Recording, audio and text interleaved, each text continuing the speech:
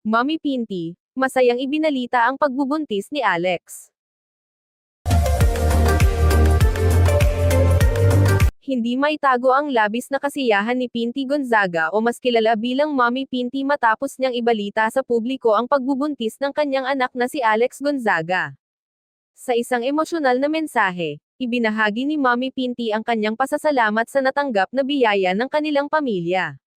Ayon sa kanya, matagal na nilang ipinagdarasal ang pagkakaroon ng anak nina Alex at Mikey Morada. Hindi rin napigilan ni Mommy Pinty ang maging emosyonal habang ikinukwento kung gaano siya kasaya nang unang malaman ang balita.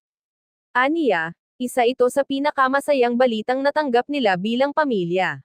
Ibinahagi rin niya na excited na siyang maging lola muli at alagaan ang magiging anak nina Alex at Mikey.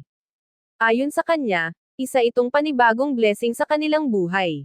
Makikita rin sa ilang social media posts ni Mommy Pinty ang kanyang pagiging proud na ina.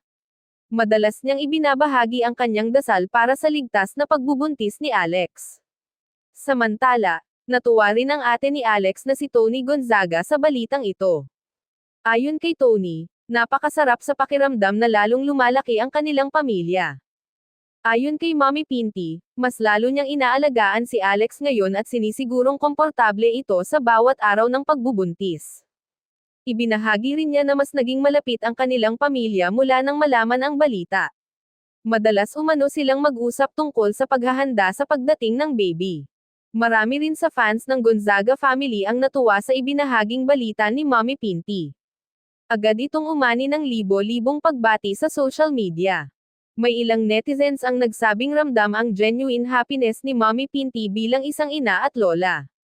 Ayon pa kay Mommy Pinty, patuloy niyang ipinagdadasal ang kalusugan ni Alex at ng kanyang baby. Para sa kanya, ito ang pinakamahalagang bagay ngayon.